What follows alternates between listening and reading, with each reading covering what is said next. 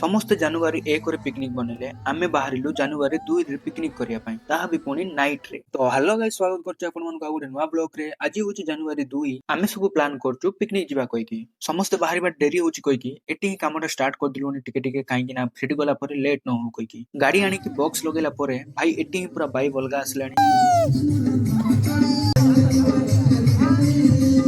तापर बाइक रो मजा नहीं नहीं आमे बाहरी पड़लु चाटीकोना जीवा पई काई ना सिटी ही हमरो पिकनिक टा हबो।